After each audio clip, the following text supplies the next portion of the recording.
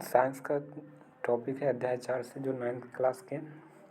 तो स्टार्टिंग करते हैं। परमाणु संरचना टॉपिक है। निम्नलिखित कथनों में से कौन सा कथन गलत है? कौन से कथन गलत हैं इसके बारे में चुनना है। इलेक्ट्रॉन का द्रव्यमान क्या होता है? नगण्य होता है। सही बात है। गलत कथन को चुनना है। तो इलेक्ट्रॉन का द्रव्यमान नगण्य होता है, ये सही। इलेक्ट्रॉन का खोज जे थॉमसन ने, ये भी सही है। इलेक्ट्रॉन परमाणु के सबसे भीतर भाग में अवस्थित होता है, सबसे भीतर नहीं, बाहरी भाग में होता है। इलेक्ट्रॉन का द्रव्यमान प्रोटॉन के द्रव्यमान से 2000 गुना कम होता है। किससे? प्रोटॉन से कम होता है। इलेक्ट्रॉन का कम होता है, 2000 गुना कम होता है प्रोटॉन से। तो इसका राइट आंसर ऑप्शन सी हो जाएगा। इलेक्ट्रॉन का द्रव्यमान नगण्य और आवेश माइनस वन होता है, ठीक है ना। प्रोटॉन के एक इकाई पॉजिटिव वन होता है। कैनाल रे नामकरण किसने दिया था? तो गोल्डस्टीन के द्वारा कैनाल रे का नामकरण दिया गया था गोल्डस्टीन के द्वारा। गोल्डस्टीन 1886 में एक विकिरण, नए विकिरण की खोज किया था जिसे कैनाल रे कहा गया। गोल्डस्टीन ने खोजा था। कब किया था? खोजा था 1886 में। रदरफोर्ड का अल्फा कण परिकीर्णन प्रयोग किस खोज के लिए है? तो परमाणु केंद्रक की खोज के लिए था। रदरफोर्ड का अल्फा परिकीर्णन का प्रयोग किसकी खोज के लिए किया गया, उत्तरदायी था? तो परमाणु केंद्रक के लिए। किसके लिए? परमाणु केंद्रक के लिए था। परमाणु देखो यहाँ पे दिया है, नाभिकीय मॉडल प्रस्तुत किए थे रदरफोर्ड ने। परमाणु केंद्र धनावेशित होता है जिसे नाभिक कहा जाता है, और एक परमाणु का लगभग संपूर्ण द्रव्यमान नाभिक में होता है। एक परमाणु का लगभग संपूर्ण द्रव्यमान के नाभिक में होता है। इलेक्ट्रॉन नाभिक के चारों ओर वर्तुलाकार मार्ग में चक्कर लगाते हैं। नाभिक के आकार परमाणु के आकार की तुलना में काफ़ी कम होता है। नाभिक के आकार परमाणु के आकार की तुलना में काफ़ी कम होता है। इलेक्ट्रॉन के नाभिक चारों ओर वर्तुलाकार मार्ग में होता है। एक तत्व समस्थानिक में होते हैं तो उसका क्या होते हैं? तो रासायनिक गुण समान होते हैं। एक तत्व के समस्थानिक में क्या होते हैं? तो रासायनिक गुण क्या होते हैं? समान होते हैं। एक तत्व के समस्थानिक में क्या होते हैं? तो रासायनिक गुण क्या होते हैं? समान होते हैं। किसी कक्ष में इलेक्ट्रॉन में अधिकतम संख्या क्या होगा? तो 2n² होगा। इलेक्ट्रॉन में अधिकतम संख्या क्या होगा? 2n²। द्रव्यमान संख्या निम्न में किसके बराबर होता है? द्रव्यमान संख्या किसके बराबर होगा? तो परमाणु के नाभिक की संख्या बराबर होता है। द्रव्यमान संख्या किसके बराबर होता है? परमाणु के नाभिक की संख्या के बराबर होगा। नाभिकीय परमाणु मॉडल किसने प्रस्तुत किया था? तो नाभिकीय परमाणु मॉडल रदरफोर्ड ने प्रस्तुत किया था। किसने? रदरफोर्ड ने। रदरफोर्ड प्रयोग के आधार पर परमाणु के नाभिकीय मॉडल प्रस्तुत किया था रदरफोर्ड ने। परमाणु की केंद्र क्या होता है? धनावेशित होता है, जिसे नाभिक कहते हैं। एक परमाणु का लगभग संपूर्ण द्रव्यमान कहाँ होता है? नाभिक में होता है। इलेक्ट्रॉन नाभिक के चारों ओर वर्तुलाकार मार्ग में चक्कर करते हैं। परमाणु संख्या निम्न में किसके बराबर होती है? तो न्यूक्लियनों की संख्या और प्रोटॉनों की संख्या। न्यूक्लियनों की संख्या और प्रोटॉनों की संख्या परमाणु संख्या के बराबर होते हैं। हाइड्रोजन के कितने समस्थानिक होते हैं? तो टोटल 3 होते हैं। कौन कौन? Protium, deuterium, tritium. Protium, deuterium, tritium. कह समस्थानिक के संदर्भ में निम्न में कौन सा कथन सही है? तो इसका परमाणु संख्या समान होता है किंतु परमाणु द्रव्यमान क्या होता है? भिन्न भिन्न होता है। समस्थानिक में परमाणु संख्या समान होता है किंतु परमाणु द्रव्यमान क्या होता है? भिन्न भिन्न होता है।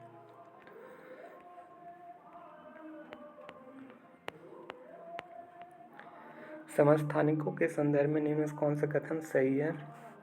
तो समस्थानिक में क्या होते हैं? तो इसका भौतिक गुण समान होता है? नहीं, भौतिक गुण समान नहीं होता है समस्थानिक। रासायनिक गुण समान होता है। तत्व प्रत्येक समस्थानिक शुद्ध पदार्थ होता है। ये भी सही। 2 और 3, इसका राइट आंसर 2 और 3 होता है। समस्थानिक का रासायनिक गुण समान होगा, समस्थानिक शुद्ध पदार्थ का होता है। तो ये 2 और 3 क्या हो जाएगा? सही हो जाएगा। कैंसर उपचार के लिए क्वाल्ट 60 का कैंसर उपचार के लिए प्रयोग किया जाता है। कार्बन के परमाणु में उपस्थिति न्यूक्लियनों की संख्या कितना होगा? 12। न्यूक्लियनों की संख्या बराबर क्या होगा? प्रोटॉन की संख्या, द्रव्यमान संख्या। तो न्यूक्लियन बराबर की क्या होता है? द्रव्यमान संख्या के बराबर। तो कार्बन का 6 होता है लेकिन एटॉमिक मास 12 हो जाता है।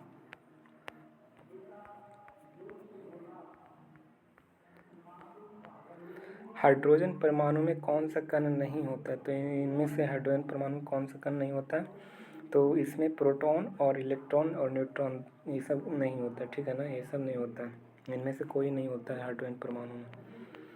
1932 में चैडविक को एक परमाणु कण की खोज किया था जो धनावेशी और द्रव्यमान में प्रोटॉन के बराबर था। इसका नाम न्यूट्रॉन पड़ा।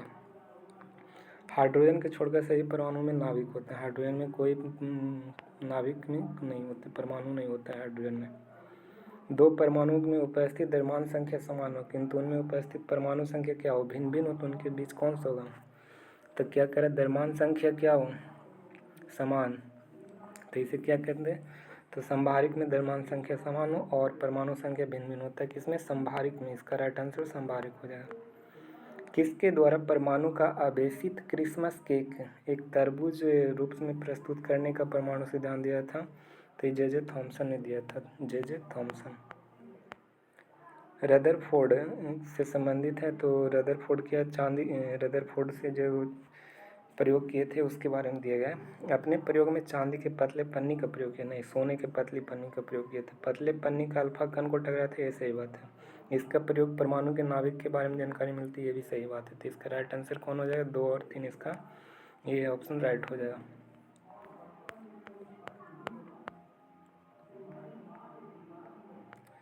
रदरफोर्ड का मॉडल दिया गया, तो ये अल्फा कण प्रकीर्णन का प्रयोग के आधार पर रदरफोर्ड ने परिणाम निकाले थे। परमाणु भीतर का अधिकतर भाग क्या था? खाली था, क्योंकि अधिकतर अल्फा कण बिना विक्षेपित हुए सोने की पन्नी से बाहर निकल जाते थे। परमाणु का केंद्र धनावेशित है, जिसे नाभिक कहा जाता था। एक परमाणु का लगभग संपूर्ण द्रव्यमान के नाभिक में होता है। एक परमाणु का लगभग संपूर्ण द्रव्यमान कहाँ होता है? तो नाभिक में होता है, ये कहा था। इलेक्ट्रॉन के नाभिक के चारों ओर वर्तुलाकार मार्ग में चक्कर लगाता है, इलेक्ट्रॉन लगाता था। नाभिक के आकार परमाणु के आकार की तुलना में क्या है? काफ़ी कम होता है। रॉबर्ट हुक ने कोशिका को कब स्वनिर्मित सूक्ष्मदर्शी से देखा था? 1665 ईस्वी में देखा था रॉबर्ट हुक के द्वारा, 1665 ईस्वी में। सबसे पहले किसने कोशिका की देखा था? तो रॉबर्ट हुक, 1665 ईस्वी में। और जिसकी रॉबर्ट हुक ने पाया और छोटे छोटे प्रकोष्ठ में जिसकी संरचना मधुमक्खी की छत्ते जैसी थी। 1665 हुक ने स्वनिर्मित सूक्ष्मदर्शी देखा। जीवित कोशिका की खोज कौन किए थे? तो जीवित कोशिका की खोज कौन किए थे? ल्यूवेनहॉक के द्वारा। कि कौन खोजे थे जीवित कोशिका? ल्यूवेनहॉक ने खोजा था। कब खोजे थे? तो 1674 ईस्वी में सबसे पहले उन्नत सूक्ष्मदर्शी के तालाब के जल में स्वतंत्र रूप से जीवित कोशिका की खोज था। रॉबर्ट ब्राउन ने 1831 में कोशिका में केंद्रक पता लगाया था। किसने? 1831 में रॉबर्ट ब्राउन ने कोशिका के केंद्रक में रॉबर्ट ब्राउन ने केंद्रक का पता लगाया था कोशिका में, रॉबर्ट ब्राउन 1831। पुरकिंजे ने 1839 ईस्वी में तरल जैविक पदार्थ को जीव द्रव नाम दिया था। पुरकिंजे ने 1839 में जो तरल पदार्थ था वो पुरकिंजे ने 1839 ईस्वी में क्या दिया? जीव द्रव का नाम दिया था, पुरकिंजे ने दिया था। दो जैव जीव विज्ञान एम स्लीडन 1838 और टी स्वान ने 1839 में कोशिका सिद्धांत के बारे में विषय में बताया था। स्लाइडन और सिवान ने बताया था 1838 1839। सिद्धांत के अनुसार पौधे तथा जंतुओं में कोशिका से बने और वे जीवन मूलभूत इकाइयों के। बिरचो ने 1855 में कोशिका सिद्धांत को और आगे बढ़ाया था। 1855 में कोशिका सिद्धांत को और आगे कौन बढ़ाया? बिरचो के द्वारा। उन्होंने बताया कि सभी कोशिकाएं पूर्ववर्ती कोशिकाओं से बनता है। बिरचो ही ने बताया था कि सभी कोशिकाएं पूर्ववर्ती कोशिकाओं से बनता है। 1940 में इलेक्ट्रॉन सूक्ष्मदर्शी की खोज के बाद जटिल संरचना तथा बहुत से कम अंगों का समझना संभव हो सका। कोशिका केंद्र की खोज किसने की था? तो रॉबर्ट ब्राउन ने। कोशिका की खोज की कौन किया था? रॉबर्ट ब्राउन ने किया था। कब किया था? 1831 में किया था कोशिका केंद्र की खोज रॉबर्ट ब्राउन। कोशिका केंद्र की खोज रॉबर्ट ब्राउन ने कब किया था? तो 1831 में किया था रॉबर्ट ब्राउन ने। निम्नलिखित में से किसने जीव द्रव की खोज किया था? तो पुरकिंजे ने। कब खोजा था? तो 1855 में खोजा था पुरकिंजे। 1839 में खोजा था। कोशिका सिद्धांत किसने दिया था? तो स्लाइडन और टी स्वान ने दिया था। स्लाइडन और स्वान ने दिया था। कह रहा है कि स्लाइडेन एवं सवान 1838-39 में कोशिका सिद्धांत के बारे में बताया, ये सही है। ठीक है, कोशिका सिद्धांत के अनुसार पौधे एवं जंतुओं कोशिकाओं से बने, ये भी सही है। कोशिका जीवन का मूलभूत इकाई है, ये भी सही। तीनों के तीनों क्या सही है। किसने कहा कि कोशिका पूर्ववर्ती कोशिकाओं से बनती, तो ये बिरचाओ ने कहा था। बिरचाओ ने कहा था कोशिका पूर्ववर्ती कोशिकाओं से बना, 1855 में बोला था। इनमें से कौन एक कोशिकीय जीव है, तो अमीबा, क्लैडोमोनास, पैरामीशियम, बैक्टीरिया, ये सब क्या है, तो एक कोशिकीय जीव है। अमीबा हो गया, पैरामीशियम, बैक्टीरिया, क्लैडोमोनास, ये सब क्या है, तो एक कोशिकीय जीव होते हैं। अमीबा, क्लैडोमोनास, पैरामीशियम, बैक्टीरिया, ये सब क्या है, एक कोशिकीय जीव है। कवक, पादप, जंतु, कुछ और एक कोशिकीय जीव है। कवक, पादप, जंतु एक कोशिकीय तो नहीं है, बहुकोशिकीय में आता है।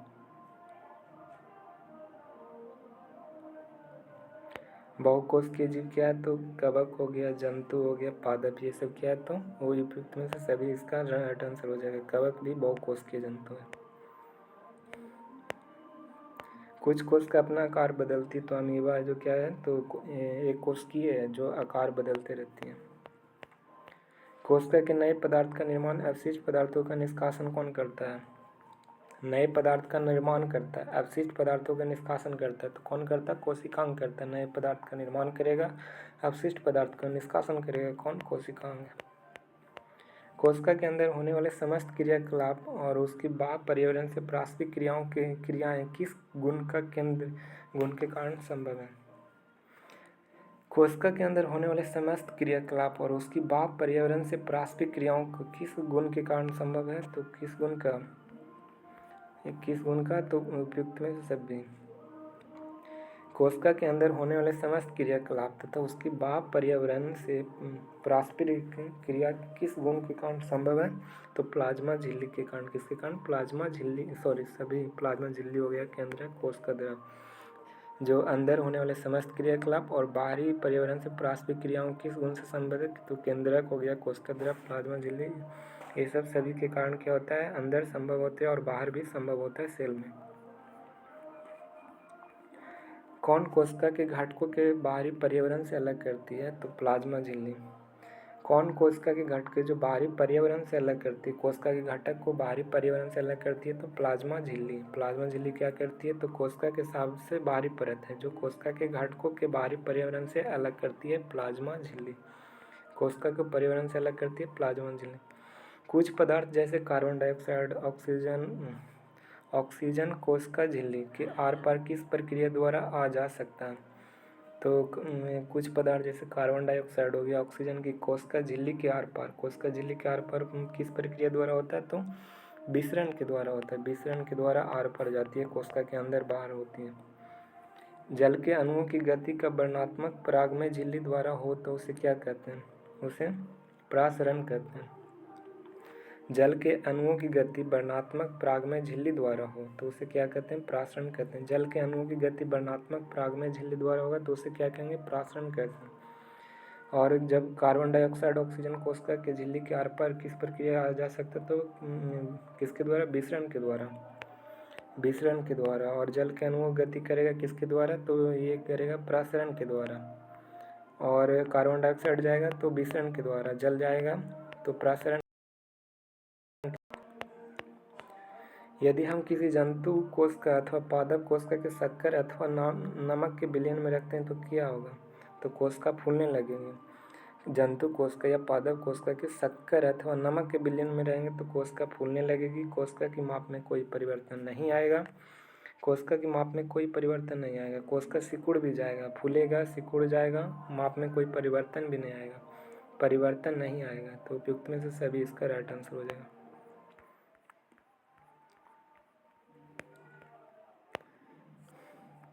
कोशिका के जब तनी विलयन में डालते हैं तो जल में शक्कर अथवा नमक की मात्रा कम और जल की मात्रा ज़्यादा में रखा गया, तो जल प्रासरण विधि में कोशिका के अंदर चला जाएगा।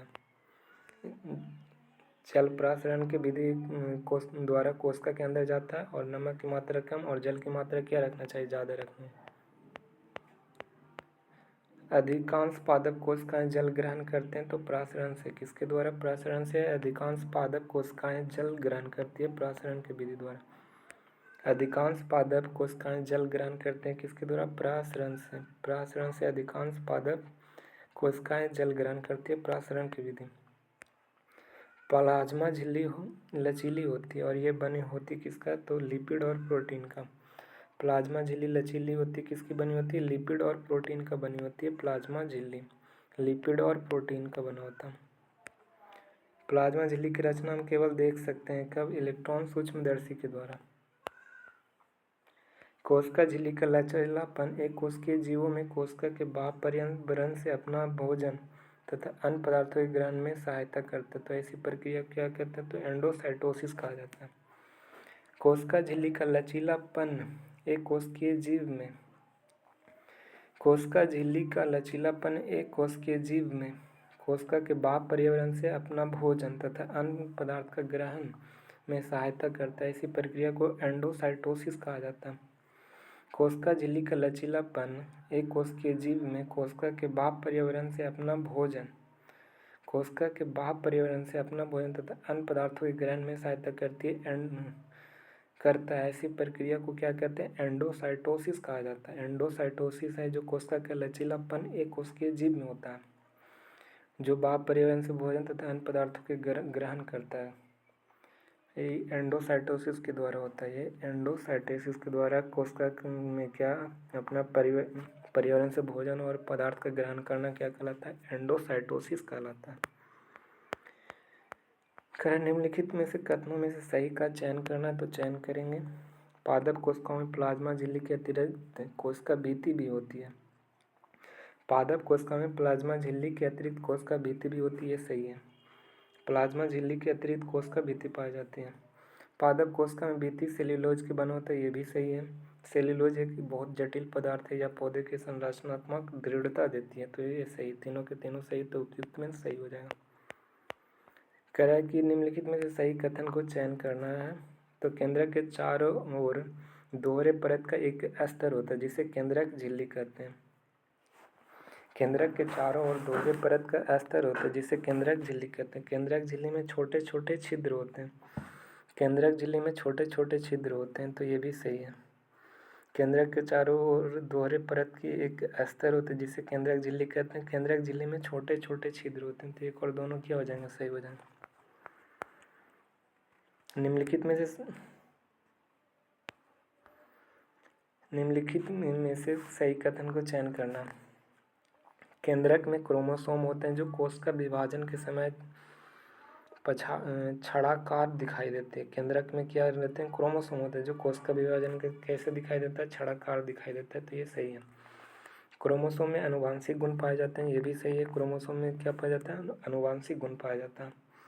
डीएनए का पूर्ण रूप है जिसे डीऑक्सी राइबो न्यूक्लिक एसिड भी कहा जाता है, ये भी सही है। क्रोमोसोम में डीएनए तथा प्रोटीन के बने होते हैं, तो क्रोमोसोम डीएनए तथा प्रोटीन के बने होते हैं। डीएनए के उपयुक्त में से क्या हो जाएगा? सही हो जाएगा।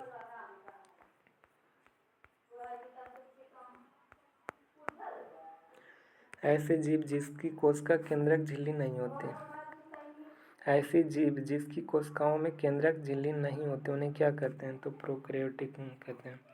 ऐसी जीव जिसकी कोशिका में केंद्रक झिल्ली नहीं होती उसे क्या कहते हैं? प्रोकैरियोट कहते हैं। जिसकी कोशिकाओं में केंद्रक झिल्ली नहीं होती है उन्हें क्या कहते हैं? प्रोकैरियोटिक कहते हैं। जिसकी कोशिकाओं में केंद्रक झिल्ली नहीं होते हैं उसे क्या कहते हैं? प्रोकैरियोट कहा जाता है। प्रोकैरियोट में केंद्रक झिल्ली नहीं पाया जाएगा। निम्नलिखित में से कौन सा कथन असत्य है? प्रकाश संश्लेषी बैक्टीरिया में क्लोरोफिल झिल्लीदार पुटिका थैले की तरह संरचना के साथ होता है। प्रकाश संश्लेषी बैक्टीरिया में क्लोरोफिल झिल्लीदार पुटिका की तरह संरचना के साथ होते हैं, गलत है। यूकैरियोटिक कोशिकाओं में क्लोरोफिल प्लास्टिड पाए जाते हैं, तो ये भी गलत है। यहाँ पे देखो सॉल्यूशन। प्रकाश संश्लेषी बैक्टीरिया में क्लोरोफिल झिल्लीदार पुटिका के साथ होता है, जबकि यूकैरियोटिक में क्लोरोफिल प्लास्टिड में होता है। प्रकाश संश्लेषी बैक्टीरिया में क्या रहता है? क्लोरोफिल झिल्लीदार पुटिका के साथ होता है। क्लोरोफिल प्रकाश संश्लेषी बैक्टीरिया में क्या रहता है, तो क्लोरोफिल झिल्लीदार पुटिका के साथ होता है, जबकि यूकैरियोटिक में क्लोरोफिल प्लास्टिड होता है। यूकैरियोटिक कोशिकाओं में क्लोरोफिल प्लास्टिड होता है। ये क्या है, तो ये ऐसे, तो ये सही हो जाएगा, असत्य है। तो इनमें से कोई असत्य, कौन सा कथन असत्य है, सत्य रहेगा तो दोनों हो जाता ना। तो ये दोनों के दोनों सही हो जाएगा, ठीक है ना। क्लोरोफिल यूकैरियोटिक कोशिकाओं में क्लोरोफिल प्लास्टिड होता है और प्रकाश संश्लेषण क्लोरोफिल झिल्लीदार पुटिका के थैले होते हैं।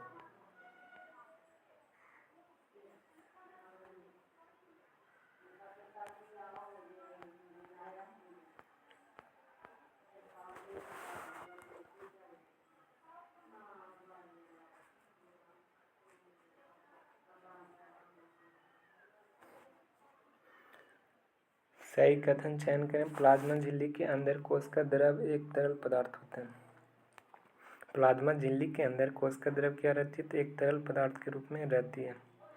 कोशिका द्रव तथा केंद्रक दोनों मिलकर क्या बनाते हैं, जीव द्रव बनाते हैं। कोशिका के अंदर, प्लाज्मा झिल्ली के अंदर कोशिका द्रव का एक तरल पदार्थ होता है।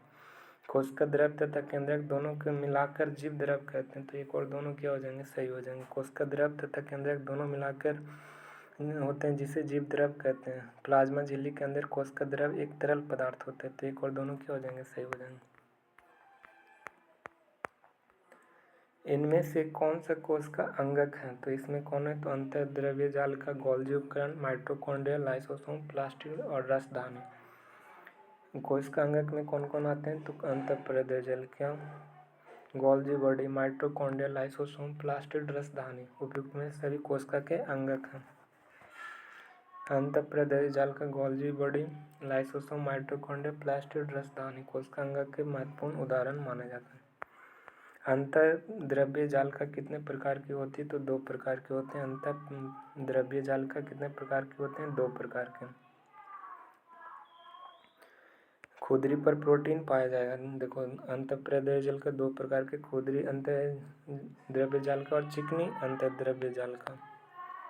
और जो खुदरी सूक्ष्मदर्शी देखने पर खुदरी दिखाई दे, इसमें राइबोसोम पाया जाता है। खुदरी में क्या पाया जाएगा, राइबोसोम पाया जाएगा। और चिकनी जो, और चिकनी पर प्रोटीन पाया जाता है। चिकनी पर प्रोटीन पाया जाएगा, खुदरी पर राइबोसोम पाया जाता है। खुदरी अंतःप्राद्य जाल का पर क्या होता है, तो राइबोसोम, और चिकनी पर प्रोटीन पाया जाता है। निम्नलिखित में से सही कथन का चयन करना है। तो गोल्जी उपकरण का सबसे पहला विवरण कौन दिए थे, कैमिलो गोल्जी ने दिए थे। ये क्या सही है। गोल्जी उपकरण झिल्ली युक्त पुटिका है जो एक दूसरे के ऊपर समानांतर रूप से सजी होती है, जिन्हें कुंडिका कहा जाता है।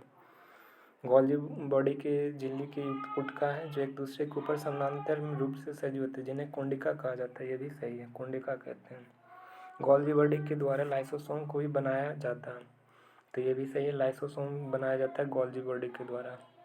गोल्जी बॉडी के द्वारा लाइसोसोम को भी बनाया जाता है।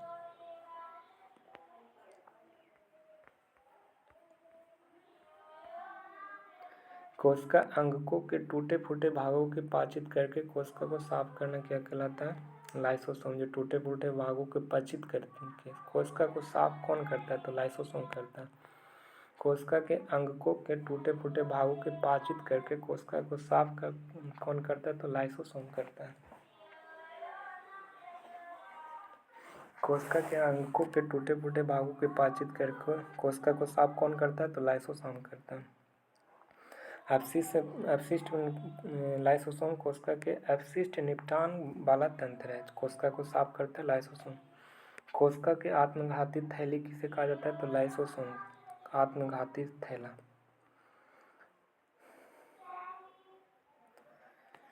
संरचनात्मक दृष्टि से लाइसोसोम में झिल्ली हुई घिरी संरचना है, जिनमें पाचक एंजाइम, लाइसोसोम पाचक एंजाइम है। और ये यानी रफ एंडोप्लाज्मिक रेटिकुलम इन एंजाइमों को बनाता है। लाइसोसोम रफ यानी खुदरी अंतःप्राद्य जाल का इन एंजाइमों को बनाते हैं। लाइसोसोम कौन बनाता है, तो खुदरी बनाता है, खुदरी अंतःजाल कोशिका का बिजली घर किसे कहते हैं? तो कोशिका के पावर हाउस या बिजली घर कहा जाता है माइटोकॉन्ड्रिया के कहा जाता है। कह निम्नलिखित में से सही कथन का चयन करना है। तो पहला कह प्लास्टिड केवल पादप कोशिकाओं में पाए जाते हैं, तो ये सही है। प्लास्टिड कहाँ पाए जाते हैं? पादप कोशिका में पाए जाते हैं। जिस प्लास्टिड में क्लोरोफिल वर्णक होता है उसे क्या कहते हैं? क्लोरोप्लास्ट कहते हैं। क्लोरोफिल वर्णक पाया जाएगा तो क्लोरोप्लास्ट कहा जाएगा। पौधे में क्लोरोप्लास्ट प्रकाश संश्लेषण के लिए बहुत आवश्यक है, तो ये भी सही है। क्लोरोप्लास्ट प्रकाश संश्लेषण के लिए क्या है? तो बहुत आवश्यक होती है। कह रहा है कि सही कथन कौन है, इसका चुनना है। तो जंतु कोशिका में रसधानियाँ क्या होती है? छोटी होती है, जबकि पादप कोशिका में रसधानियाँ बड़ी होती है, तो ये बात सही है। जंतु कोशिका में रसधानियाँ कैसी होती है? छोटी होती है, और पादप में बड़ी होती है, तो ये कथन सही है। जंतु कोशिका में रसधानी छोटी होती है, जबकि पादप कोशिकाओं में रसधानियाँ क्या होती है? बड़ी होती है। जंतु में छोटी और पादप में बड़ी है। पादप कोशिकाओं में रसधानियों में कोशिका द्रव भरा होता है। पादप कोशिकाओं में रसधानियों में क्या रहता है? तो कोशिका द्रव भरा होता है। पादप कोशिका के रसधानियों में क्या भरा रहता है? कोशिका द्रव भरा रहता है, ये भी सही है। पौधे में आवश्यक बहुत से पदार्थ क्या होते हैं? रसधानी में स्थित होते हैं। पौधे के लिए आवश्यक बहुत से पदार्थ क्या रसधानी में स्थित होते हैं।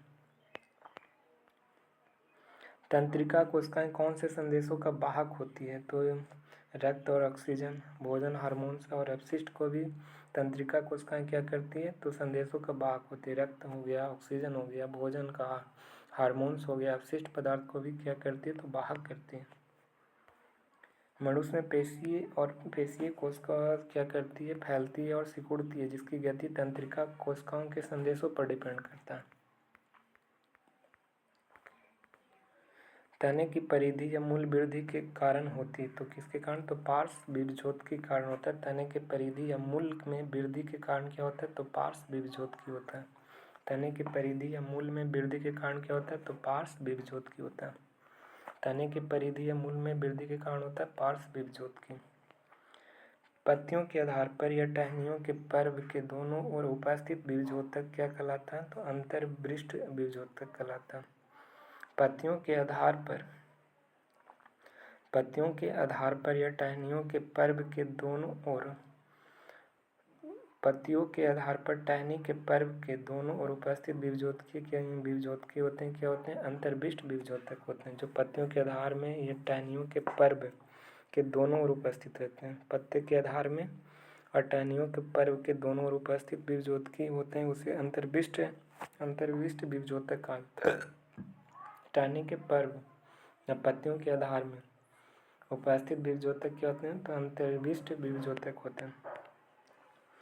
जब कोशिकाएं विभाजित होने की शक्ति खो देती है, इसे क्या कहते हैं? तो अस्थायी उत्तक कहते हैं। जब कोशिकाएं विभाजित होने की शक्ति को खो देती हैं, जब कोशिकाएं विभाजित होने की शक्ति खो देती है, उसे अस्थायी उत्तक कहते हैं। जब कोशिकाएं विभाजित होने की शक्ति खो देती है, तो इसे क्या कहते हैं? अस्थायी उत्तक कहते हैं। ऑक्सीजन किसके द्वारा अवशोषित होते हैं? तो रक्त के द्वारा ऑक्सीजन अवशोषित होती है, रक्त के द्वारा। इनमें से कौन संयोजी उत्तक होते हैं? तो रक्त क्या कैसी होती है? तो एक प्रकार के संयोजी उत्तक होते हैं।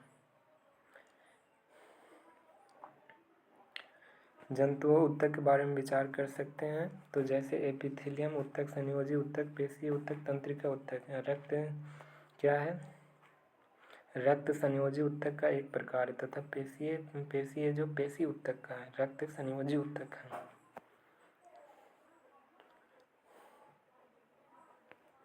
जंतु को शरीर ढकने या बाह्य सुरक्षा प्रदान करने वाला उत्तक क्या है? तो एपिथेलियम उत्तक। एपिथेलियम उत्तक है जो शरीर के ढकने या बाह्य रक्षा प्रदान करता है, एपिथेलियम उत्तक। अस्थि किस उत्तक का उदाहरण है? तो संयोजी उत्तक। रक्त में भी क्या है? तो संयोजी उत्तक का, और अस्थि भी क्या है? तो संयोजी उत्तक का बना होता है। दो अस्थि आपस में एक दूसरे से एक अन्य संयोजी उत्तक से जुड़े होते हैं। दो अस्थियां, जिसे क्या कहते हैं? तो उसे स्नायु कहा जाता है। दो अस्थियां जुड़े होते हैं, उसे क्या कहते हैं? स्नायु कहा जाता है। उपास्थि कहाँ उपस्थित होती है? तो उपास्थि कान के हड्डी में होता है, नाक के हड्डी में, कंठ में, रक्त में। किस में रहता है उपास्थि? उपास्थि नहीं होता तो नाक में भी होबे करता है, कान में भी होबे करता है और कंठ में भी होबे करता है। रक्त में संयोजी ऊतक होता है, ठीक है ना। तो उपास्थि का आंसर। निम्नलिखित में से कौन सा कथन सत्य है? तो कथन सत्य को चुनना है। तो पेशी ऊतक लंबी कोशिकाओं का बना होता है। पेशी ऊतक कैसा बना होता है? तो लंबी कोशिकाओं का बना होता है, ये सही है। पेशी ऊतक लंबी कोशिकाओं का बना होता है। पेशी ऊतक हमारे शरीर में गति के लिए उत्तरदायी होते हैं। पेशी ऊतक हमारे शरीर में कैसे उत्तरदायी होता है? गति के लिए उत्तरदायी होता है। कुछ पेशीय ऊतक को हम इच्छा अनुसार गति करा सकते हैं, तो ये भी सही है। पेशी ऊतक हमारे गति के लिए उत्तरदायी है। पेशी ऊतक लंबी कोशिकाओं का बना होता है। कुछ पेशी ऊतक के हमारे हम इच्छा अनुसार गति करवा सकते हैं, तो उपयुक्त में से सभी हो जाएगा। अनैच्छिक पेशियाँ किसमें पाए जाते हैं? अनैच्छिक पेशियाँ आँख के पालक में पाए जाते हैं। आँख के पलक में अनैच्छिक, मूत्रवाहिनी में, फेफड़ों के श्वसनी में अनैच्छिक, इनमें से सभी हो जाएगा। चिकनी पेशियाँ चित्र अथवा अनैच्छिक पेशियाँ इनकी गति को नियंत्रित करती। चिकनी पेशियाँ अथवा अनैच्छिक पेशियाँ इनकी गति को नियंत्रित करती, जैसे आँख का पलक, मूत्रवाहिनी, फेफड़ों का श्वसन में भी पाया जाता है।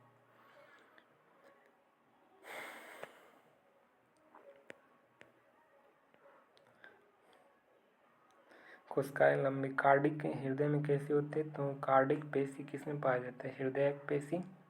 तो ये कहाँ पाया जाएगा? तो हृदय में पाया जाएगा। हृदय कार्डिक पेशी हार्ट में पाया जाता है। अनैच्छिक है, जो अपनी इच्छा के अनुसार नहीं है। निम्नलिखित में से सही कथन का चयन करना है। तो तंत्रिका ऊतक की कोशिकाएं बहुत शीघ्र उत्तेजित होती हैं। तंत्रिका ऊतक की कोशिकाएं शीघ्र उत्तेजित होती है, सही है। मस्तिष्क, मेरुरज्जु और तंत्रिकाएं सभी तंत्रिका ऊतक की बनी होती हैं। मस्तिष्क, मेरुरज्जु, तंत्रिका सभी तंत्रिका ऊतक की बनी होती है। तंत्रिका ऊतक कोशिकाओं को तंत्रिका कोशिका न्यूरॉन कहते हैं। तंत्रिका ऊतक की कोशिकाओं को तंत्रिका कोशिका का क्या कहते हैं? न्यूरॉन कहते हैं। उपयुक्त में से सभी हो जाए। देखो ये क्या है? केंद्रक हो गया, ये वाला डेंड्राइट कहलाता है, एक कोशिकाएं हो गया। एक तंत्रिका को दो सिनेप्स के बीच में तंत्रिकाक्ष पाए जाते हैं। दो सिनेप्स के बीच में तंत्रिकाक्ष पाए जाते हैं। तंत्रिका रेशा गुजरने वाले संवेदना तंत्रिका स्पंदन कहते हैं। संवेदना को गुजारे तंत्रिका स्पंदन। तंत्रिका स्पंदन इच्छा अनुसार पेशियों गति करने में सहायता करती है। गति, कोई वस्तु गति में तभी होगा जब वह समय के साथ अपनी क्या करेगा? गति में परिवर्तित करेगा, तब वस्तु क्या कहलाएगी? गति कहलाएगा। जब कोई वस्तु गति में तभी होगा जब वह समय के साथ गति में को परिवर्तित करता है। इसका ये हो जाएगा, ठीक है ना। किसी वस्तु की स्थिति को व्यक्त कर सकते हैं तो एक निर्देश बिंदु के निर्धारित करके। वस्तु की स्थिति कैसे व्यक्त करते हैं? एक वस्तु की स्थिति को उसके निर्देश बिंदु के निर्धारित करके पता लगाया जाता है। निर्देश बिंदु के निर्धारित करके। गति का सबसे साधारण प्रकार क्या है? तो सरलरेखीय गति सबसे साधारण प्रकार है गति का। वस्तु के प्रारंभिक और अंतिम स्थिति की न्यूनतम दूरी को क्या कहते हैं? तो विस्थापन कहेंगे। प्रारंभिक तथा अंतिम स्थिति के बीच की न्यूनतम दूरी को विस्थापन कहते हैं। निम्नलिखित में से सही कथन का चयन करना है, तो करेंगे। विस्थापन दूरी के बराबर हो सकता है। विस्थापन क्या दूरी के बराबर हो सकता है? तो नहीं, विस्थापन दूरी के बराबर नहीं हो सकता। विस्थापन दूरी के बराबर नहीं हो सकता, ये गलत है। विस्थापन शून्य भी हो सकता है, तय की गई दूरी शून्य नहीं होगा। तय की गई दूरी शून्य होगा। विस्थापन शून्य हो जाएगा लेकिन तय किया गया दूरी शून्य नहीं होगा। तो इसका राइट आंसर क्या हो जाएगा? 2 और 3 क्या हो जाएंगे? सही हो जाएंगे। और विस्थापन दूरी के बराबर कभी नहीं होता।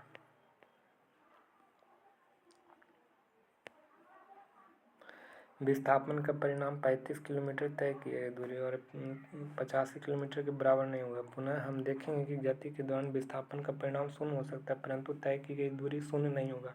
परिणाम शून्य होगा लेकिन तय किया गई दूरी शून्य होगा और न ही विस्थापन के बराबर दूरी होगा। समान समय में समान तय की गई दूरी को एक समान गति कहते हैं। समान समय में समान तय की गई गति को क्या कहते हैं? एक समान कहते हैं। समान समय में भिन्न भिन्न गति की तय की गई दूरी को क्या कहते हैं? असमान गति कहते हैं। समान समय में भिन्न भिन्न तय की गई दूरी को कहते हैं असमान गति कहते हैं। चाल का मात्रक क्या होता है? तो मीटर पर सेकंड होगा। एक निश्चित दिशा में चाल को क्या कहते हैं, तो उसे वेग कहते हैं। एक निश्चित दिशा में चाल चलेगा तो उसे वेग कहा जाता है। निम्नलिखित में से सही कथन को चुने। तो किसी वस्तु का वेग समान या असमान हो सकता है, तो ये भी सही है। किसी वस्तु का वेग समान भी होगा, असमान भी होगा। वेग वस्तु की चाल, गति की दिशा या दोनों के परिवर्तन के साथ परिवर्तित हो सकती है। वेग वस्तु की चाल और गति की दिशा या दोनों के परिवर्तन के साथ क्या हो सकती है, परिवर्तित हो सकती है। तो एक और दोनों क्या हो जाएंगे, सही हो जाएंगे। 11वां नंबर क्वेश्चन कर रहा है कि वेग में परिवर्तन की दर से संबंधित सही कथन को चुनना है। वेग में परिवर्तन की दर को सही कथन चुनना है। पहला क्वेश्चन कह रहा है किसी भी समय अंतराल में किसी वस्तु के वेग में परिवर्तन कैसा होता है, शून्य होता है। किसी भी समय अंतराल में वस्तु के वेग में परिवर्तन कैसा होता है, शून्य होता है। किसी भी समय अंतराल पर वस्तु के वेग में परिवर्तन शून्य नहीं होता। तो इसका राइट आंसर कौन हो जाएगा, किसी भी समय अंतराल पर वस्तु के वेग में परिवर्तन शून्य नहीं होता। वेग में परिवर्तन शून्य नहीं होता, ठीक है ना, ये बात सही है, शून्य नहीं होता है। समय अंतराल पर वस्तु में वेग परिवर्तन का शून्य नहीं होगा। ये ऑप्शन 2 क्या हो जाएगा, सही हो जाएगा। कह रहे एक समान रेखीय गति के दौरान समय के साथ वेग नियत रहता है। अवस्था में समय अंतराल में वस्तु के वेग में परिवर्तन शून्य है। एक समान चल में क्या रहेगा, एक समान चाल से चलेगा तो समय अंतराल में वस्तु के वेग के परिवर्तन कैसा हो जाएगा, शून्य हो जाएगा जब एक समान चलेगा। यदि असमान गति से वेग में परिवर्तित होता है तो विभिन्न समय में विभिन्न बिंदुओं में भिन्न होता है। और इसी प्रकार कहा जाता है समय अंतराल पर वस्तु में वेग परिवर्तन शून्य नहीं होता। एक समान कहेगा तो वेग में परिवर्तन शून्य हो जाएगा, और एक समान नहीं रहेगा तो वेग में परिवर्तन शून्य नहीं होगा। नहीं रहेगा तो वेग में परिवर्तन शून्य नहीं होगा, और एक समान रहेगा तो वेग में परिवर्तन क्या हो जाएगा, शून्य हो जाएगा। याद रखना इंपॉर्टेंट पॉइंट है। एक गति के समीकरण दिया गया v बराबर u plus A T. You क्या है, तो u प्रारंभिक वेग होता है। यू क्या है, प्रारंभिक वेग। इसका दो सूत्र होता है, v बराबर क्या होता है, u plus A T, S बराबर U T plus half A T square, और v square minus U square बराबर 2as होता है। ये तीनों इंपॉर्टेंट फार्मूला है। निम्न में से वृत्तीय पथ पर दौड़ता हुआ एथलीट डैश का उदाहरण है, तो त्वरित गति का उदाहरण है। निम्न में से वृत्तीय पथ दौड़ता हुआ एथलीट किसका उदाहरण है, तो त्वरित गति का उदाहरण है। वृत्तीय पथ पर दौड़ता हुआ एथलीट किसका उदाहरण है, तो त्वरित गति का उदाहरण है। किसी वस्तु में वेग का परिमाण बदलने के लिए डैश का प्रयोग किया जाता है, तो वेग में परिमाण, वस्तु के वेग का परिमाण बदलने के लिए बल का प्रयोग करता है। किसी वस्तु में वेग का परिमाण बदलने के लिए बल का प्रयोग करता है।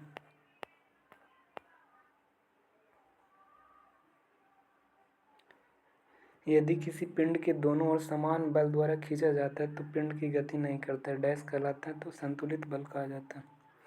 यदि किसी पिंड के दोनों ओर से समान बल द्वारा खींचा जाता है तो पिंड की गति नहीं करता है, संतुलित बल कहा जाता है।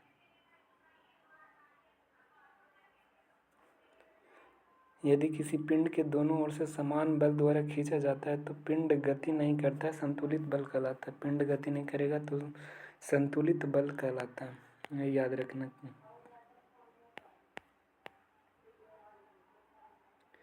निम्नलिखित में संतुलित बल की विशेषता नहीं है, तो संतुलित बल का विशेषता नहीं है, तो संतुलित बल का विशेषता नहीं है।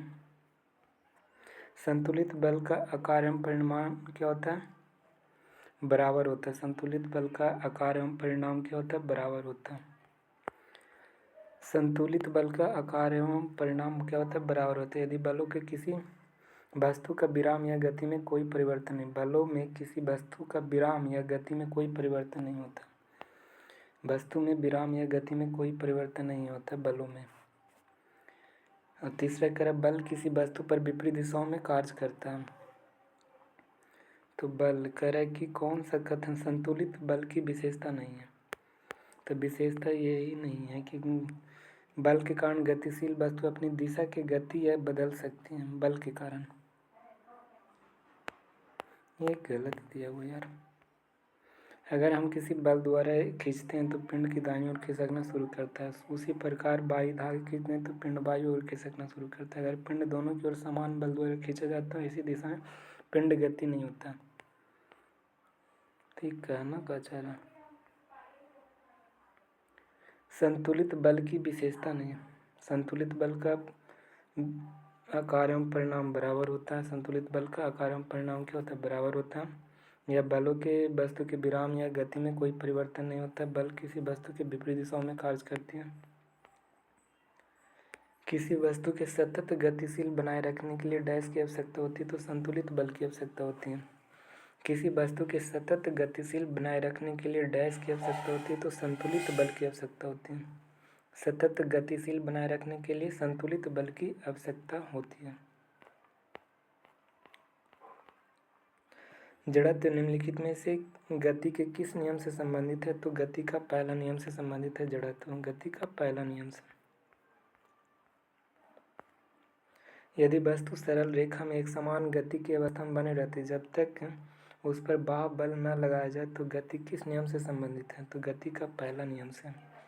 यदि वस्तु सरल रेखा में एक समान गति की अवस्था में बनी रहती है, एक समान गति की अवस्था में बनी रहती है जब तक उस पर बाह्य बल न लगाया जाए, यह गति किस नियम से संबंधित है? गति का पहला नियम से। गति का पहला नियम से। गति का प्रथम नियम का संदर्भ में कौन सा कथन सही है? चलती हुई गाड़ी अचानक से ब्रेक लगाने पर आदमी को आगे की ओर झुकना। ये क्या है? तो गति का प्रथम। ब्रेक लगाने पर आगे की ओर झुकना गति का प्रथम। क्रिकेट मैच द्वारा क्षेत्र कैच पकड़ना और अपने हाथों पर ये थर्ड। तो पहला कह रहा प्रथम नियम है तो ब्रेक लगाएगा आदमी आगे की ओर झुकेगा, फर्स्ट ला। किसी पिंड का जड़त्व होता है। किसी पिंड का जड़त्व क्या करता है? तो अवस्था में परिवर्तन का प्रतिरोध करता है। किसी पिंड का जड़त्व क्या करता है? तो अवस्था में परिवर्तन का क्या करता है? प्रतिरोध करता है। यदि दो वस्तु ए और बी द्रव्यमान 10 kg और 50 kg का है तो उसका क्या हो जाएगा? तब बी का जड़त्व ए के जड़त्व से अधिक हो जाएगा।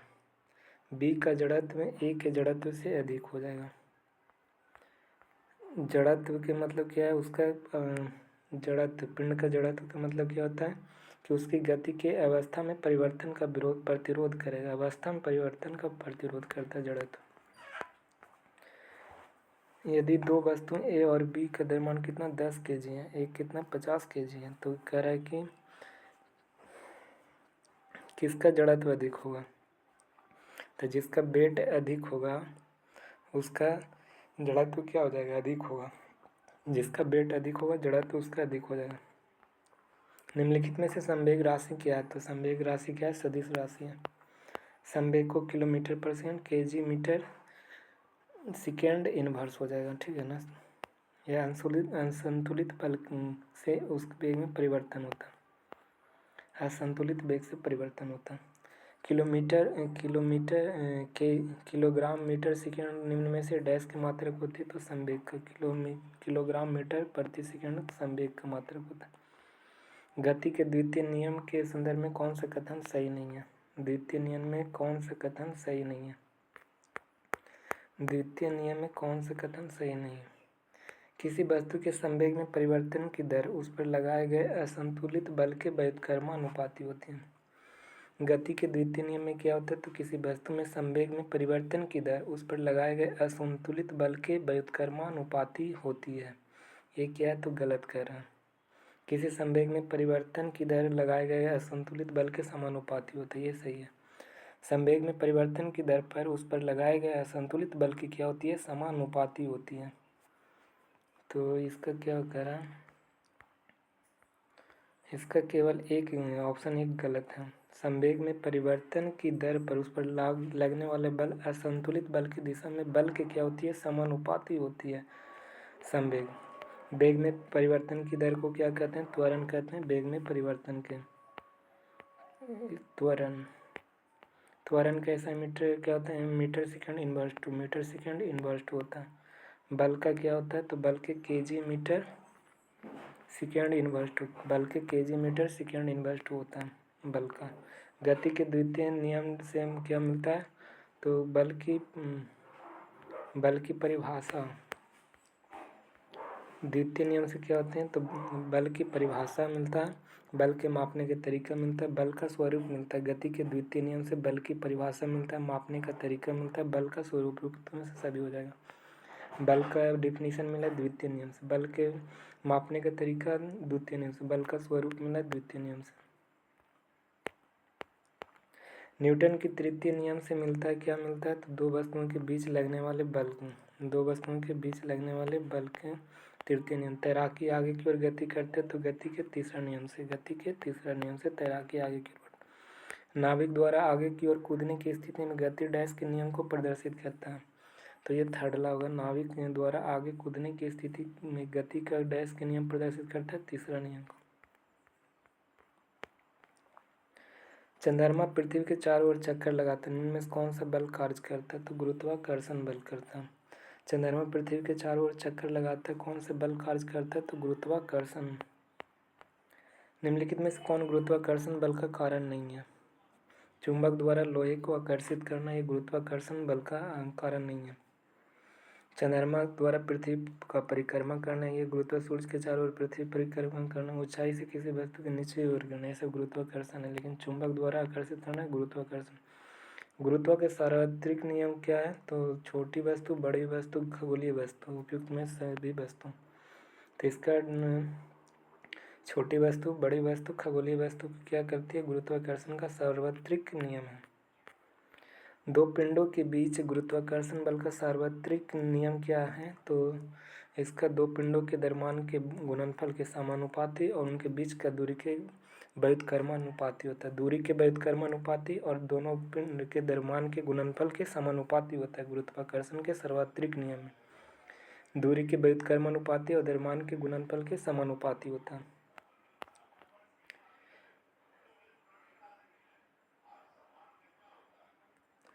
जी एक गुरुत्वीय स्थिरांक है, इसका वर्तमान मान क्या होता है, तो 6.73 into 10⁻11 newton metre kg inverse 2 होता है। गुरुत्वीय स्थिरांक इसका वर्तमान मान कितना होता है, 6.673 गुना 10⁻11 -11 न्यूटन मीटर केजी इनवर्स 2 होता है। गुरुत्वाकर्षण बल का सार्वत्रिक नियम का महत्व क्या है, पृथ्वी से बंधे रखने वाले बल होते हैं गुरुत्वाकर्षण, पृथ्वी के चारों ओर चंद्रमा की गति होती है, सूर्य के चारों ओर गति, सूर्य और चंद्रमा के कारण ज्वार भाटा। गुरुत्वाकर्षण बल के सार्वत्रिक नियम का महत्व क्या है, तो पृथ्वी के बंधे रखने वाला बल होता है, पृथ्वी के चारों ओर चंद्रमा की गति होता है, सूर्य के चारों ओर ग्रहों की गति होता है, सूर्य और चंद्रमा के कारण ज्वार भाटा के रूप में कार्य करते हैं।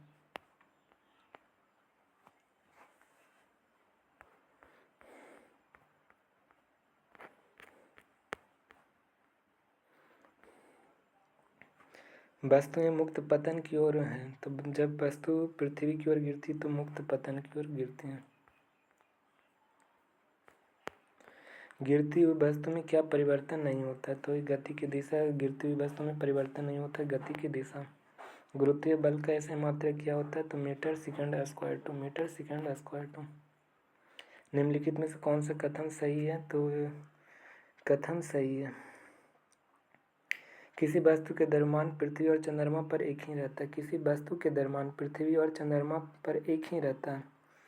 किसी वस्तु का भार पृथ्वी पर अधिक और चंद्रमा पर कम होता है, किसी वस्तु का भार पृथ्वी पर अधिक होगा, चंद्रमा पर कम होता है।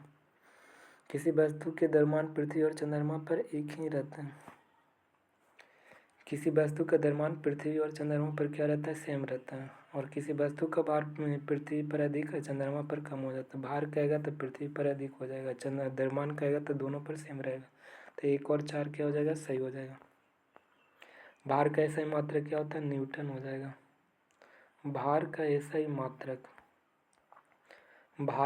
मात्रक बराबर होता है, किसके बराबर होता है, बल के।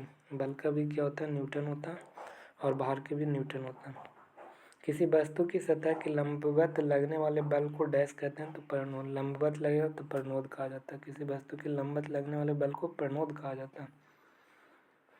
कह रहा है कि जब पानी से भरी बाल्टी की कुएं के पानी हल्का प्रतीत होता है और बाहर निकालने पर भारी लगता है, इस पर कौन सा बल कार्य करता है? तो उत्प्लावकता बल काम करता है। जो कुएं के पानी में बाल्टी भरी रहती है तो हल्की लगती है और ऊपर उठाने पर भारी लगती है, उत्प्लावन बल के कारण। पानी में लोहे की कील डूब जाती है लेकिन जहाज तैरते यह किस सिद्धांत पर आधारित है? तो आर्किमिडीज के सिद्धांत पर। किसी वस्तु के द्रव या आंशिक पूर्णतः डुबाया जाता है तो वस्तु डैश पर निर्भर करेगा? तो यह हटाए गए द्रव के भार पर डिपेंड करता है, हटाए गए द्रव पर भार। दुग्ध मापी जो दूध के किसी नमूने की शुद्धता जांच करने के लिए प्रयुक्त किया जाता है, तो आर्किमिडीज का सिद्धांत। दूध की शुद्धता मापने के लिए किसका प्रयोग किया जाता है? तो आर्किमिडीज का सिद्धांत। नेक्स्ट है कार्य ऊर्जा। निम्नलिखित में से कार्य को परिभाषित करने के लिए सही तरीका क्या है? और सही तरीका, किसी सतह पर लकड़ी के गुटके धकेलने पर कुछ दूरी तय करती है, गुटके के बल लगने के कारण गुटका विस्थापित हो जाती है, तो ये कार्य हुआ। जब हम बड़े चट्टान को धकेलने के लिए बहुत मेहनत किए जिससे बहुत ऊर्जा व्यय हुआ, फिर भी चट्टान नहीं थी, कार्य नहीं होगा। ठीक है, तो एक ऑप्शन एक हो जाएगा। निम्नलिखित में से कार्य के संदर्भ में सही कथन को चयन करना है। वस्तु पर कोई बल लगना चाहिए, कार्य में कोई बल लगेगा थोड़े। हाँ, वस्तु पर कोई बल लगना चाहिए तो कार्य होगा, वस्तु के विस्थापित होना चाहिए तब कार्य माना जाएगा। कोई बल लगेगा या विस्थापित हो जाएगा तब वह क्या हो जाएगा? कार्य। निम्न डैश में कार्य क्या है? तो एक अदिश राशि। कार्य क्या है? तो एक अदिश राशि है। कार्य में क्या होता है? तो परिणाम होता है। कार्य में क्या होता है? परिणाम होता है। परिणाम तथा बल की दिशा की ओर चली गई दूरी की गुणनफल होती है कार्य। बल परिणाम होता है और दिशा भी होता है। बल और विस्थापन के गुणनफल को क्या कहते हैं? कार्य। W बराबर क्या होता है? F गुना S। बल और विस्थापन के गुणनफल को कार्य कहते हैं। बल का मात्रक क्या होता है? ये तो एक से अधिक होता है। बल का मात्रक एक से अधिक होता है। किसी वस्तु पर लगाने से उसकी चाल बढ़ती है तो वस्तु पर किया गया कार्य डैश होगा, तो धनात्मक होगा। किसी वस्तु पर लगाने से उसकी चाल बढ़ती है तो उस वस्तु पर किया गया कार्य क्या हो जाएगा? धनात्मक होगा। किसी वस्तु पर बल लगाने से उसकी चाल बढ़ती है तो वस्तु पर किया गया कार्य क्या होगा? धनात्मक होगा। किया गया कार्य क्या होगा? धनात्मक होगा। वस्तु बल लगाने से उसकी चाल बढ़ती है तो वस्तु पर किया गया कार्य क्या होगा? धनात्मक होगा। जब किसी वस्तु पर लगने पर वेग की दिशा विपरीत है, वेग की दिशा विपरीत, तो वस्तु पर बल द्वारा किया गया कार्य क्या होगा? ऋणात्मक हो जाएगा। जब किसी वस्तु पर बल लगने पर वेग की दिशा विपरीत है तो वस्तु पर बल द्वारा किया गया कार्य क्या होगा? ऋणात्मक होगा। कैसा होगा? ऋणात्मक। कार्य करने की क्षमता को क्या कहते हैं? तो ऊर्जा कहते हैं कार्य करने की क्षमता को। ऊर्जा का मात्रक वही है जो कार्य का होता है। ऊर्जा का मात्रक वही है जो कार्य का होता है। निम्न में से किसने ऊर्जा संरक्षण नियम को प्रयोगात्मक रूप से सत्यापित किया था? तो प्रयोगात्मक रूप से ऊर्जा संरक्षण के नियम कौन प्रतिपादित किया था? तो जेम्स जूल के द्वारा। जेम्स जूल एक प्रतिभाशाली ब्रिटिश भौतिक वैज्ञानिक थे। वे अपने विद्युत तथा ऊष्मागतिकी के अनुसंधानों के लिए विशेष प्रसिद्ध था। किसी वस्तु में उसकी गति के कारण निहित ऊर्जा डैश कहते हैं, तो उसे गतिज ऊर्जा। किसी वस्तु में गति के कारण निहित ऊर्जा को क्या कहा जाता है? गतिज ऊर्जा कहा जाता है।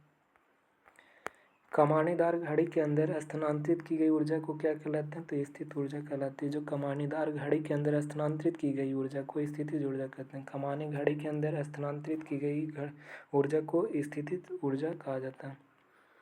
ऊर्जा के संरक्षण में कौन सा कथन सत्य है? ऊर्जा की उत्पत्ति की जा सकती है? न ऊर्जा को न तो उत्पत्ति किया जा सकता, न ही नष्ट किया जा सकता, न विनाश किया जाता, नहीं ऊर्जा एक दूसरे के रूप में रूपांतरित किया जाता है। तो इसका राइट आंसर ऑप्शन थर्ड हो जाएगा। जब किसी वस्तु के ऊंचाई से स्वतंत्रतापूर्वक गिराए जाते हैं तो प्रारंभ में गतिज ऊर्जा कैसा हो जाता है? तो शून्य हो जाता है प्रारंभ में। जब ऊंचाई से गिराएंगे तो प्रारंभ में क्या हो जाएगा? शून्य हो जाएगा। स्थितिज ऊर्जा mgh होता है, गति ऊर्जा शून्य हो जाता है। गतिज ऊर्जा शून्य क्यों है? तो यह शून्य क्योंकि प्रारंभिक वेग शून्य है, इसलिए उसका कुल ऊर्जा भी mgh हो जाएगा। किसी वस्तु में स्थितिज ऊर्जा और गतिज ऊर्जा के योग को क्या कहते हैं? तो यांत्रिक ऊर्जा कहते हैं। स्थितिज ऊर्जा और गतिज ऊर्जा के योग के यांत्रिक ऊर्जा कहते हैं। कार्य करने की दर ऊर्जा के रूपांतरण दर को क्या कहते हैं? शक्ति कहते हैं। निम्न में से शक्ति का मात्रक क्या होता है? तो वाट होता है शक्ति का मात्रक। ध्वनि डैश में संचारित होता है? तो ध्वनि के माध्यम में संचारित होता है, ध्वनि माध्यम में संचारित होता है। ध्वनि तरंग कैसी होती है? तो अनुदैर्ध्य तरंग। प्रकाश क्या होती है? तो अनुप्रस्थ तरंग होगी। किसी तालाब पर पत्थर का टुकड़ा फेंकने से जल की सतह पर दिखाई देने वाला तरंग कैसे होता है? तो अनुप्रस्थ। जल के तालाब में पत्थर के टुकड़े फेंकने पर जल की सतह पर दिखने वाला तरंग कैसी होगी? तो अनुप्रस्थ तरंग होगी। अनुदैर्ध्य अनुप्रस्थ तरंग। अनुप्रस्थ तरंग कैसा होता है? लंबवत। अनुदैर्ध्य क्या होता है? तो समानांतर होता है। ध्वनि तरंग का अभिलक्षण नहीं है तो प्रबलता। आवृत्ति होता है, वेग होता है, आयाम होता है, प्रबलता नहीं होगा ध्वनि तरंग का अभिलक्षण। आवृत्ति, आयाम, वेग होता है लेकिन प्रबलता नहीं होता ध्वनि की। दो क्रमागत संपीड़नों तथा दो क्रमागत विदलनों के बीच की दूरी को क्या कहते हैं? तरंगदैर्ध्य। दो क्रमागत संपीड़नों अथवा दो क्रमागत विदलनों के बीच की दूरी को क्या कहते हैं? तरंगदैर्ध्य कहते हैं। प्रति एकांक समय में ध्वनि तरंगों के कुल दोलनों को डैश कहा जाता है? तो आवृत्ति। प्रति एकांक समय में ध्वनि तरंगों के कुल दोलनों को क्या कहते हैं? तो आवृत्ति में कुल दोलन। आवृत्ति का मात्रक क्या होता है? हर्ट्ज होता है आवृत्ति की मात्रक। आवृत्ति और आवर्तकाल के बीच का संबंध व्यक्त करना तो क्या होता है? V बराबर 1/T होता है। आवृत्ति और आवर्तकाल के बीच का संबंध क्या होता है? V बराबर 1/T होता है। किसी पटाखे या त्वरित गर्जन की ध्वनि प्रकाश की चमक दिखाई देने के कुछ देर बाद सुनाई देता है, इसका कारण क्या है? तो ध्वनि की चाल प्रकाश की चाल से बहुत कम होती है। ध्वनि की चाल प्रकाश की चाल से क्या होती है? कम दिखाई देती है, इसलिए लाइट सबसे पहले दिखती है। निम्न में से कौन सा कथन सही नहीं है? तो सही नहीं है। तो तापमान बढ़ने से वायु का ध्वनि का वेग बढ़ जाता है, ये सही है। तापमान बढ़ेगा तो ध्वनि का वेग भी बढ़ेगा, ये सही बात है। वायु में ध्वनि के वेग दाब पर निर्भर नहीं करता, दाब पर निर्भर नहीं करता है। ध्वनि का वेग है जो दाब पर डिपेंडेंट नहीं रहता। आयाम और आवृत्ति परिवर्तन में ध्वनि के वेग प्रभावित नहीं होता। आयाम और आवृत्ति में चेंज हो जाएगा तो ध्वनि के वेग में थोड़े परिवर्तन होगा, तो ये भी सही है। आर्द्रता बढ़ने से वायु में ध्वनि का वेग बढ़ता है, आर्द्रता बढ़ेगा तो ध्वनि का वेग बढ़ेगा, ये गलत है। आर्द्रता बढ़ेगा, आर्द्रता जितना कम रहेगा ध्वनि का वेग उतना ही बढ़ेगा। किसी माध्यम में ताप बढ़ाने से ध्वनि की चाल बढ़ती है, आर्द्रता बढ़ने पर घनत्व कम हो जाता है और यह शुष्क हवा में ध्वनि की गति से अधिक हो जाती है, इसलिए ध्वनि की गति बढ़ जाती है। हालांकि यह प्रभाव बहुत कम होता है। ध्वनि की गति आयाम और आवृत्ति पर प्रभावित नहीं करती है। ध्वनि की चाल कितना 0 डिग्री सेल्सियस पर 331 मीटर पर सेकंड होता है तथा 22 डिग्री पर कितना हो जाता है? तो 344 मीटर पर सेकंड इनवर्स हो जाएगा।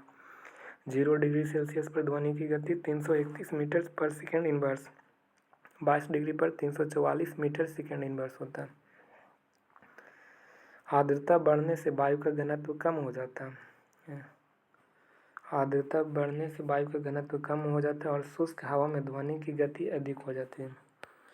आर्द्रता बढ़ने से ध्वनि की गति क्या हो जाती है? तो कम हो जाती है। आर्द्रता बढ़ने से ध्वनि का वेग नहीं बढ़ता, ठीक है ना, और कम हो जाएगा। 22 डिग्री पर ध्वनि की चाल कितनी होती है? तो 344 मीटर पर सेकंड होती है 22 डिग्री पर, इम्पोर्टेंट है। कह कि स्पष्ट प्रतिध्वनि सुनने के लिए मूल ध्वनि तथा प्रवर्तित ध्वनि के बीच समय अंतराल कितना होना चाहिए? मूल ध्वनि तथा प्रवर्तित ध्वनि के बीच का समय अंतराल कितना होना चाहिए? 0.1 सेकंड होना चाहिए, 0.1 सेकंड। स्पष्ट प्रतिध्वनि सुनाने के लिए अवरोधक कोई ध्वनि स्रोत से न्यूनतम दूरी कितनी होनी चाहिए? 17 मीटर होना चाहिए, 17.2 मीटर। एग्जैक्टली में कितना? 17.2 मीटर होना चाहिए। अब अवरोधक ध्वनि स्रोत से न्यूनतम दूरी कितनी होनी चाहिए प्रतिध्वनि के लिए? 17.2 मीटर। निम्न में से किसी सिनेमा हॉल या सभा में ध्वनि परिवर्तन रोकने के लिए ध्वनि अवशोषक पदार्थ लगाए जाते हैं, तो ये क्या कहते हैं? ध्वनि अवशोषक पदार्थ को अनुरणन कहा जाता है। सिनेमा हॉल हो गया, सभा में ध्वनि परिवर्तन रोकने के लिए ध्वनि अवशोषक पदार्थ लगाए जाते हैं, उसे क्या कहते हैं? अनुरणन। अनुरणन के कारण, किसके कारण सिनेमा हॉल अनुरणन होता है? अनुरणन के जब तक यह इतनी कम न हो जाए कि सुनाई ही न पड़े, बराबर परिवर्तन जिसके कारण ध्वनि निर्बद्ध हो जाए, उसे अनुरणन कहते हैं। स्टेथोस्कोप निम्नलिखित में से किस सिद्धांत पर कार्य करता है? तो परावर्तन के सिद्धांत पर। स्टेथोस्कोप परावर्तन निम्नलिखित में से मनुष्य की श्रव्यता कितना होता है? तो 20 हर्ट्ज से 20 के हर्ट्ज के तक होती है। 20 हर्ट्ज से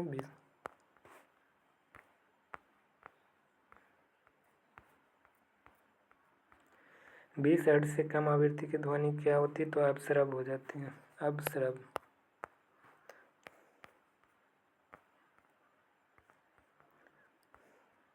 क्लास 10 यहाँ से शुरू होगा।